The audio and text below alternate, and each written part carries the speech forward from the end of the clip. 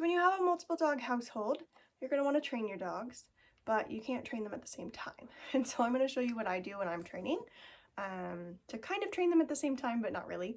I'm going to practice one of the dogs wait or stay or go to bed and kind of continually reward them, as well as working with the other dog that I'm actually working on. Or working with. And so I'll show you with Moab. He's new to this. He hasn't had a lot of experience with having to not be a part of training when another dog is training, and so we'll see if we can troubleshoot some problem areas that he might give me. But I'm gonna put him in a bed first. So go to bed. Go to bed. Good boy. And so then when I'm working with Zana, because I'm gonna work with Zana, I am going to periodically reward him for staying in the bed while she's here.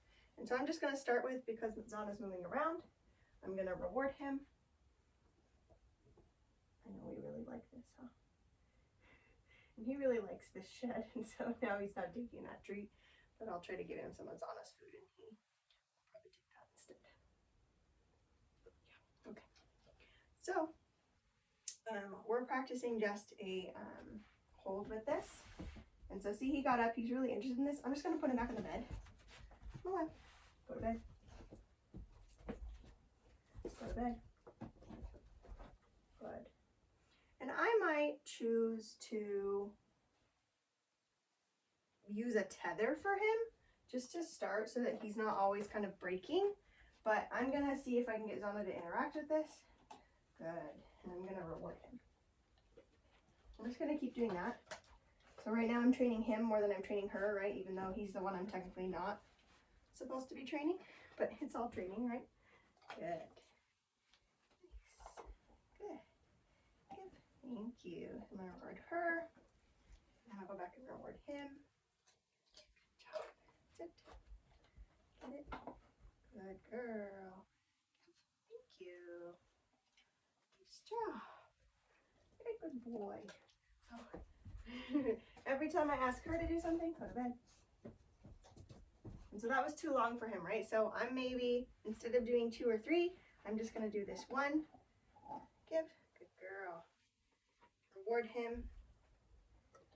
Moab, good boy. And then I'm gonna reward him with this because he wants it. He likes it.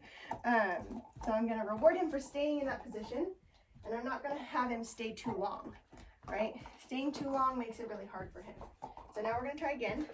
Go to bed. Good boy. And we're gonna reward that. And let's see if we can do 2 with Zana. Touch. Sit. Good. Hold. Good girl. Very nice. And I'm still gonna reward him for that.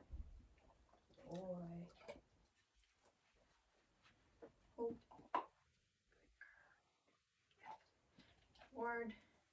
Reward him one more time. Moab.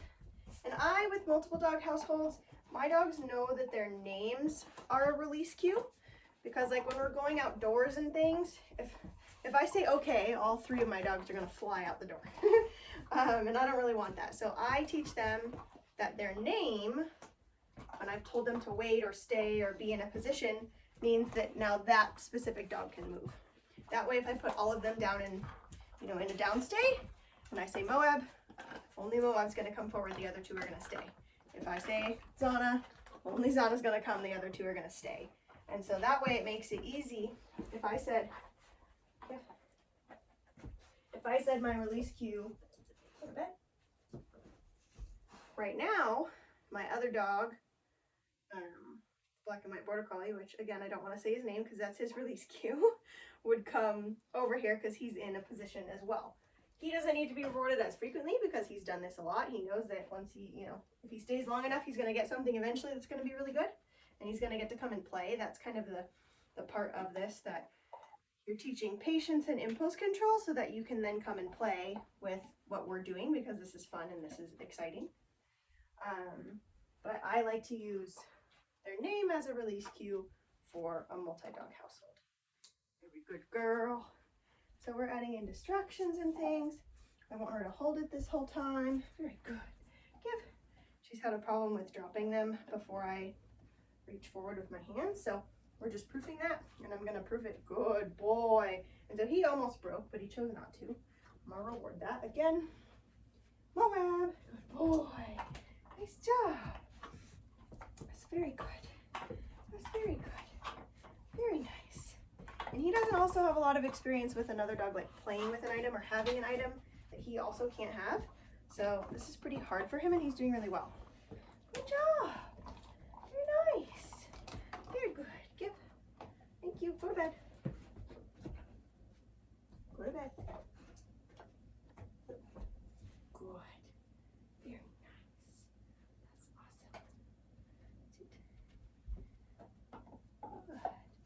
Very nice.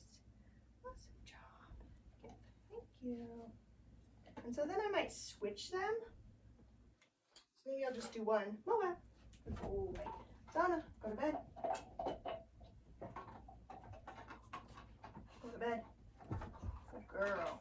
So now I might switch them. I'm working on the same thing with both of them, and so now he's also having to learn that he's not playing with her, right? He's doing what I'm doing with him. Hold.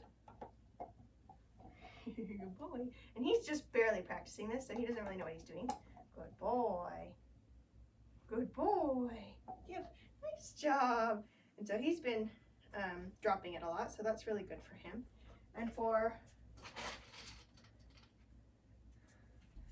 Zana, good girl, she doesn't need to be rewarded as much as he does because she's, again, used to this. So you drop your rewards and lengthen them out the longer you work on this because they don't need to be as reinforced as often.